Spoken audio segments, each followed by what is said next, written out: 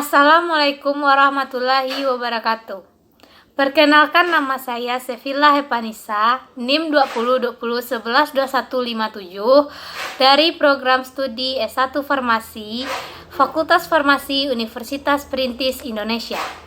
Baiklah, pada kesempatan kali ini saya akan membahas tentang materi penggolongan obat. Baiklah, sebelum kita membahas tentang materi penggolongan obat, alangkah baiknya kita mengetahui apa itu obat. Menurut Undang-Undang Kesehatan Nomor 36 Tahun 2009, obat adalah bahan atau paduan bahan termasuk produk biologi yang digunakan untuk mempengaruhi atau menyelidiki sistem fisiologi atau keadaan patologi dalam rangka penetapan diagnosis, pencegahan, penyembuhan, pemulihan, peningkatan kesehatan, dan kontrasepsi untuk manusia. Penggolongan obat berdasarkan undang-undang bertujuan untuk melindungi masyarakat dari bahaya yang disebabkan oleh penggunaan sediaan farmasi dan alat kesehatan yang tidak tepat, serta tidak memenuhi persyaratan mutu, keamanan, dan kemanfaatan. Penggolongan obat diatur dalam Peraturan Menteri Kesehatan Republik Indonesia Nomor 917/Per/10/1993 yang kini telah diperbaiki dengan Permenkes Republik Indonesia Nomor 949/Menkes/Per/4/2000 tentang wajib daftar obat jadi. Apa yang dimaksud dengan penggolongan obat? Yang dimaksud dengan penggolongan yaitu untuk peningkatan keamanan dan ketetapan penggunaan serta pengamanan distribusi yang terdiri dari obat bebas terbatas, obat wajib apotek, obat keras, psikotropika, dan narkotika. Untuk obat yang dapat diperoleh tanpa resep dokter, maka pada kemasan dan etiketnya tertera tanda khusus. 1. Obat bebas. Obat bebas adalah obat yang dapat dijual bebas kepada umum tanpa resep dokter. Tidak termasuk dalam daftar narkotika, psikotropika, obat keras, obat bebas terbatas, dan sudah terdaftar di Depkes Republik Indonesia. Definisi ini tercantum dalam Peraturan Daerah Tingkat 2 Tangerang, yakni Perda Nomor 12 Tahun 1994 tentang izin pedagang eceran obat. Obat bebas merupakan obat yang paling aman, boleh digunakan untuk menangani penyakit-penyakit simptomatis ringan yang penanganannya dapat dilakukan sendiri oleh penderita atau self-medication atau penanganan sendiri. Obat bebas dapat diperoleh di apotek, konter obat di supermarket atau toko swalayan, toko kelontong, bahkan di warung. Dikenal sebagai obat OTC atau over the counter. Umumnya digunakan untuk mengobati gejala penyakit ringan yang bersifat non-spesifik, misalnya analgetik, obat gosok, obat luka luar, beberapa antipiretik, beberapa suplemen vitamin, dan lain sebagainya. Contohnya, paracetamol tablet, vitamin B kompleks, oralit, dan antasida. Tanda khusus pada kemasan obat bebas diatur berdasarkan SK Menkes Republik Indonesia Nomor 23/A/SK/6/1983. Tanda khusus untuk obat bebas yaitu bulatan berwarna hijau dengan garis tepi berwarna hitam. 2. Obat bebas terbatas. Menurut keputusan Menteri Kesehatan Republik Indonesia yang menetapkan obat-obatan ke dalam daftar obat atau dinamakan dengan W atau warning atau peringatan adalah obat keras yang dapat diserahkan kepada pemakainya tanpa resep dokter. Dikenal sebagai LOTC atau Limited Off the Counter. Obat bebas terbatas dapat diperoleh di toko obat dan apotek. Obat yang termasuk golongan obat bebas terbatas adalah analgesik, obat batuk, obat pilek, obat influenza, obat penghilang rasa nyeri dan penurun panas pada saat demam atau analgetik antipiretik. Beberapa suplemen vitamin dan mineral, obat-obat antiseptik, obat tetes mata untuk iritasi ringan, dan lain-lain. Contoh CTM, povidone iodin, bisakodil, sesuai dengan SK Menkes Republik Indonesia Nomor 6355 garing Dirjen garing SK garing 1969 pada kemasan OBT tertera peringatan. Berdasarkan keputusan Menteri Kesehatan Republik Indonesia nomor 2380 garing A garing SK garing 6 garing 83, tanda khusus untuk obat bebas terbatas berupa lingkaran berwarna biru dengan garis tepi berwarna hitam. Berdasarkan SK Menkes nomor 917 tahun 1993, kemasan atau brosur obat bebas terbatas harus menyebutkan 1. Nama obat atau merek dagang atau kandungannya. 2. Daftar dan jumlah bahan berkhasiat yang terkandung di dalamnya. 3. Nama dan alamat produsen tertulis dengan jelas. 4. Izin edar dari Badan Pengawas Obat dan Makanan atau BPOM atau BPOM atau Departemen Kesehatan atau Depkes. 5. Tanggal kadaluarsa atau masa berlaku obat, indikasi atau petunjuk kegunaan obat. 6. Kontraindikasi atau petunjuk penggunaan obat yang tidak diperbolehkan. 7. Efek samping atau efek samping yang timbul yang bukan merupakan kegunaan obat. 8. Petunjuk cara penggunaan. 9. Dosis atau takaran dan aturan penggunaan obat. 10. Cara penyimpanan obat. 11. Peringatan. 12. Informasi tentang interaksi obat yang bersangkutan dengan obat lain yang digunakan dan atau dengan makanan yang dikonsumsi. 3. Obat keras. Disebut obat keras karena jika pemakaian tidak memperhatikan dosis, aturan, pakai, dan peringatan yang diberikan dapat menimbulkan efek berbahaya. Karenanya obat golongan ini dikenal sebagai obat daftar atau G atau gevaarlijk atau berbahaya. Obat keras hanya boleh diberikan atas resep dokter umum atau spesialis, dokter gigi, dan dokter hewan. Karena keharusannya menggunakan resep dokter untuk mendapatkannya, obat keras dikenal juga sebagai obat etikal. Menurut keputusan Menteri Kesehatan Republik Indonesia yang termasuk golongan obat keras adalah 1. Semua obat yang pada bungkus luarnya oleh si pembuat disebutkan bahwa obat itu hanya boleh diserahkan dengan resep dokter. 2. Semua obat yang dibungkus sedemikian rupa yang nyata-nyata untuk dipergunakan secara parenteral, baik dengan cara suntikan maupun dengan cara pemakaian lain dengan jalan merobek rangkaian asli dari jaringan. 3. Semua obat baru terkecuali apabila oleh Departemen Kesehatan telah dinyatakan secara tertulis bahwa obat baru itu tidak membahayakan kesehatan manusia. 4.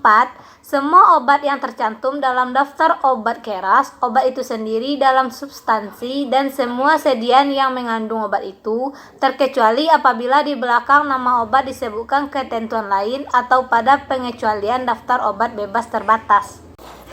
Selain definisi tersebut, obat keras juga meliputi obat-obat 1. Daftar G, seperti antibiotika, obat-obatan yang mengandung hormon, anti-diabetes, anti-hipertensi, anti-hipotensi, obat jantung, obat ulkus lambung, dan sebagainya. 2. Obat keras tertentu atau OKT, atau psikotropika, seperti obat penenang, obat sakit jiwa, obat tidur, dan sebagainya. Yang ketiga, obat generik dan obat wajib apotek, yaitu obat yang dapat dibeli dengan resep dokter, namun dapat pula diserahkan oleh apoteker kepada pasien di apotek tanpa resep dokter dengan jumlah tertentu, seperti antihistamin, obat asma, pil anti hamil, beberapa obat kulit tertentu, antikoagulan, sulfonamida dan defiratnya, obat injeksi, dan lain sebagainya.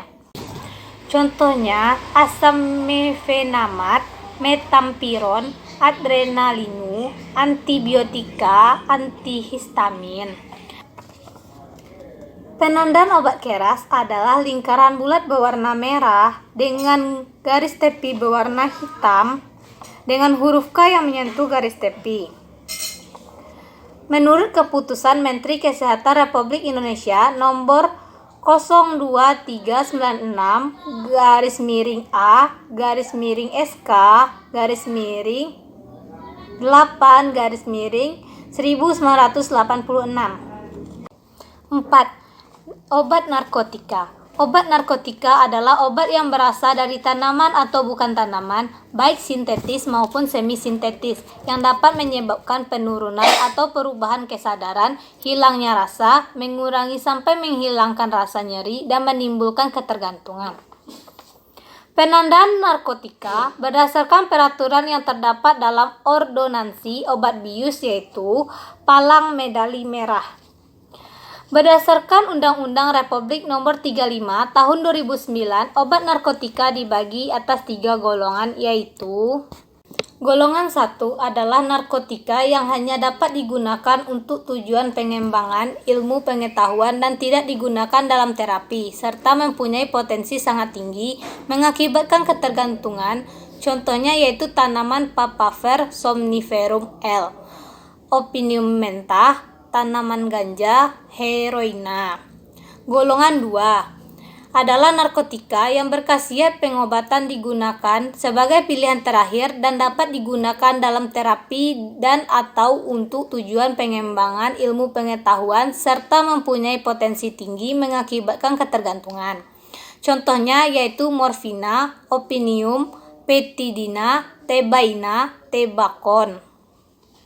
Golongan 3 adalah narkotika yang berkhasiat pengobatan dan banyak digunakan dalam terapi dan atau tujuan pengembangan ilmu pengetahuan serta mempunyai potensi ringan mengakibatkan ketergantungan. Contohnya yaitu kodaina, nikodikodina, nikokodina.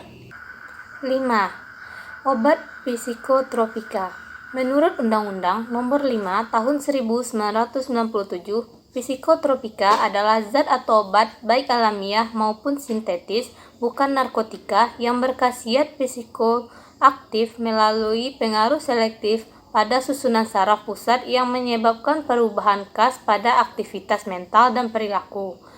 Psikotropika disebut juga sebagai obat penenang atau tranquilizer, atau obat keras tertentu atau OKT.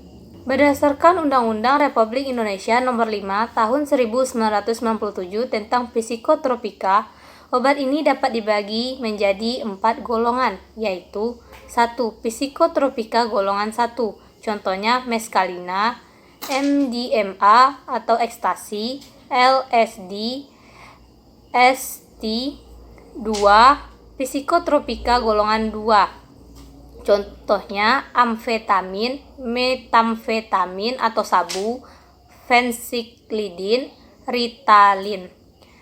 3. Psikotropika golongan 3, contohnya pentobarbital, amobarbital, flunitrazepam, pentazocin.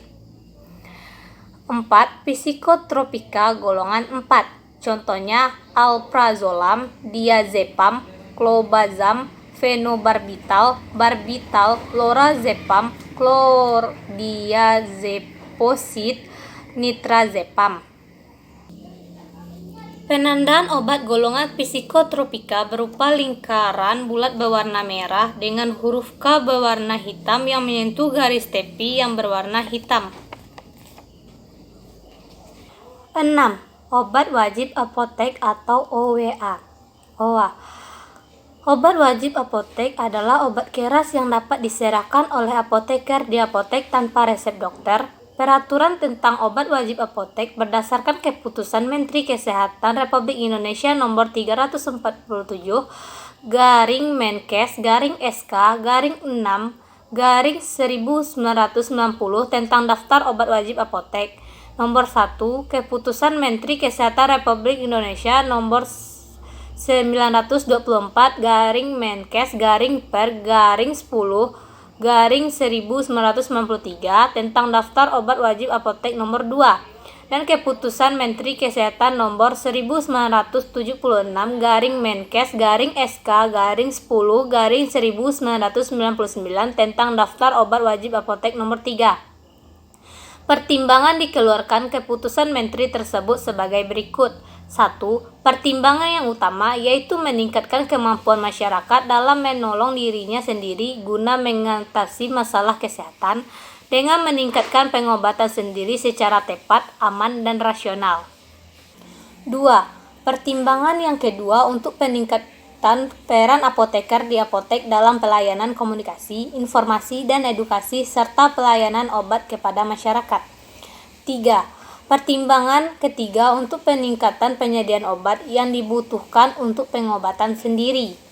Pada penyerahan obat wajib apotek oleh apoteker harus memenuhi kewajiban-kewajiban yaitu 1. Memenuhi ketentuan dan batasan tiap jenis obat per pasien yang disebutkan dalam obat wajib apotek yang bersangkutan. 2. Membuat catatan pasien serta obat yang diserahkan. 3. Memberikan informasi meliputi dosis dan aturan pakai, kontraindikasi, efek samping, dan lain-lain yang perlu diperhatikan oleh pasien. Obat yang dapat diserahkan tanpa resep dokter ini harus memenuhi kriteria yaitu 1. Tidak dikontraindikasikan untuk penggunaan pada wanita hamil, anak di bawah umur 2 tahun, dan orang tua di atas 65 tahun. 2. Pengobatan sendiri dengan obat dimaksud tidak memberikan risiko pada kelanjutan penyakit. 3. Penggunaannya tidak memerlukan cara dan alat khusus yang harus dilakukan oleh tenaga kesehatan. 4. Penggunaannya diperlukan untuk penyakit yang prevalensinya tinggi. Obat dimaksud memiliki rasio khasiat keamanan yang dapat dipertanggungjawabkan untuk pengobatan sendiri. Contohnya, 1. Daftar obat wajib apotek nomor 1. Berdasarkan keputusan Menteri Kesehatan Republik Indonesia nomor 344-SK-SK-7-1990 tentang daftar obat wajib apotek nomor 1. 1. Aminofilin. 2. Asam mefenamat. 3. Betametason. 4. Bisakodil. 5. Bromheksin. 6. Eritromisin. 7. Lidocaine HCl. 8. Ketotifen. 9. Gantamisin sulfat. 10. Hidrokortison. 11. Hidroguinon. 12. Linestrenol. 13. Metampiron. 14. Chloramphenicol. 15. Mebendazole. 16. Hesitidin. 2. Obat wajib apotek nomor 2. Berdasarkan keputusan Menteri Kesehatan Republik Indonesia nomor 924/Per/10/1993 tentang daftar obat wajib apotek nomor 2. 1. Albendazole. 2. Bacitracin. 3. Clindamycin. 4. Ketoconazole. 5. Desamethasone. 6. Ibuprofen. 7. Metilprednisolon. 8. Omeprazole. 9. Pirosisam. 10. Prednisolon. 11. Copolamin. 12. Urea. 13. Diclofenac. 14. Flumethasone. 15. Diponium. 16. Hidrokortison butirat. 3. Obat wajib apotek nomor 3. Berdasarkan keputusan Menteri Kesehatan nomor 11-SK-10-10-1999. 1. Allopurinol. 2. Asam fusidat. 3. Bromheksin. 4. diazepam. 5. Natrium diklofenak. 6. Chloramphenicol. 7. Ranitidin. 8. Ciproheptadin. 9. Tretinoin. 10. Mebendazole. 11. Gentamisin. 12. Hexetidin. 13. Famotidin. 14. Meguitazin. 15. Orsiprenalin. 16. Clemastine. 7. Prekursor.